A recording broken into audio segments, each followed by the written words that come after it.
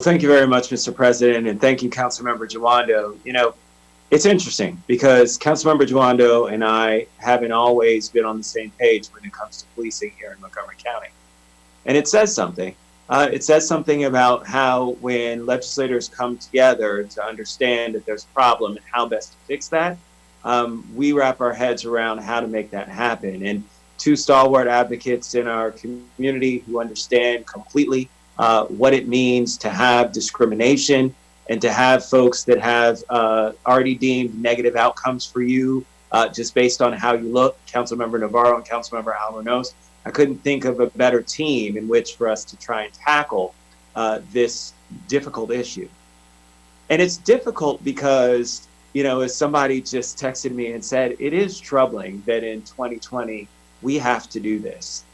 But the reality is that just because it's 2020 doesn't mean that we've come a long way. We've certainly made some advances, but the reality is that there's so much that's still the same. Right now, as we speak, there's still a mother or father who's telling their child that people of color are less than them. Don't trust them.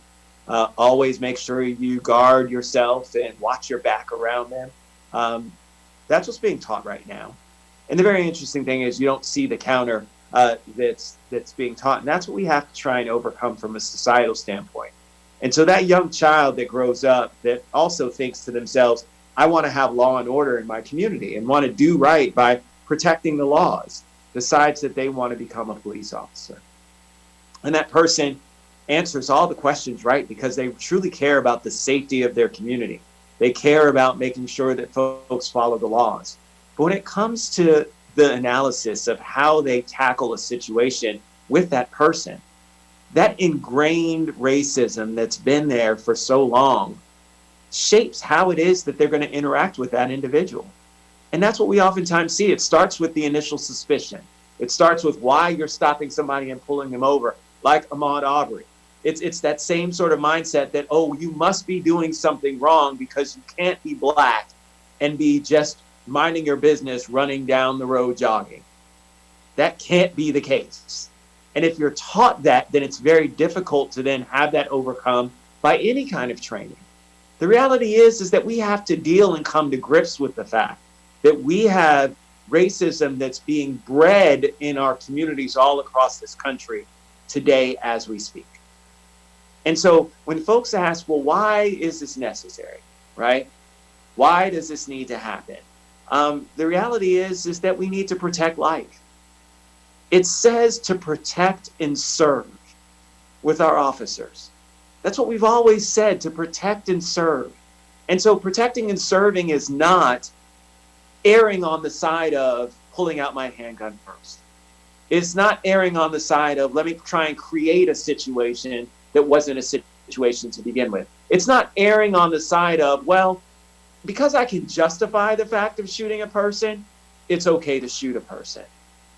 That's not what protect and serve is.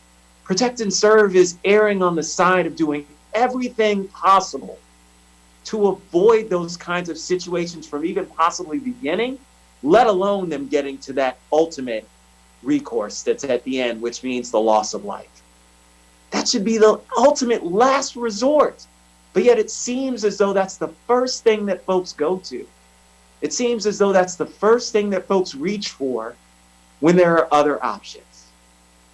And so it's interesting because when I analyzed both the Fina Berhe and Robert White videos, I thought, okay, I see a shooting and I see in both cases that there were there was an altercation with an officer, and I can see myself understanding how the officer ended up doing what they're doing and going through that process. But here's the problem. Could the officer have done something to avoid that situation from beginning to start?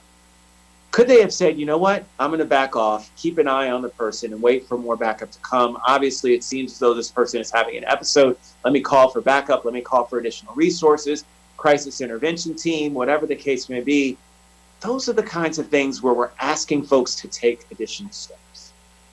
We're asking folks to consider the fact of life and to understand that just because a person is having an episode doesn't mean that it's okay to kill them.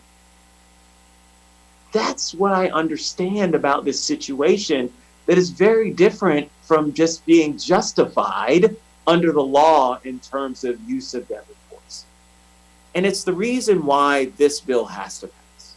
Because we need to continue to send a message to our officers and to the community, making sure that we create a situation in which we are galvanizing in law, not just in practice, not just in preaching, but galvanizing in law the fact that we want this use of force to be that last resort. We don't want you to think that going to the neck on a person is the right thing to do. Putting a person in an MMA chokehold is the right way to command a situation. That's an obsession of domination. That's an obsession of power. That's not an obsession of trying to create order. And it definitely isn't something about protecting and serving. So I think that we've gone down the wrong road when it comes to some of our policing tactics that some of our officers use. Do all of them use it? Absolutely not. Maybe there are way more than should be. Well, of course there are. There should be a single person who's doing it that way, right? There are better techniques and better ways in which we can ensure that the situation becomes de-escalated. But I want to make sure that I also say that when it comes to us figuring out how to have one of the best police forces we can, it encompasses something like this. I understand that there are people out there that are saying, Craig, you're a young black guy or an older black guy now. How can you support the police? Well, I don't support the police in that sense of saying, oh, I support the police over the people. I support an organization that is supposed to protect and serve us. That's what I support. I support the ideology of an entity that's there to protect each and every one of us, regardless of the color of our skin, regardless of how much money we have, regardless of our mental condition or capacity, regardless of our physical condition, regardless of any of those things. They are there to lay down their lives for us. That's what I support. I support people who have vowed to take the ultimate sacrifice to lay down their lives for others. Unfortunately, we've talked about the exact opposite of individual citizens laying down their lives at the hands of police officers. And that's when we know we've gone awry. That's when we know we need to make a change. That's why this bill is important. That's why I support it. That's why I appreciate all of my colleagues who've worked with me on this, and to those who are supporting this as co-sponsors. This is incredibly important, because the only way that we're going to get a handle on our community in terms of ensuring that we have a department that makes sure that every single officer is protecting and serving is to make changes like this. So thank you very much to my colleagues for all of their support. Thank you, Mr. President. I yield back.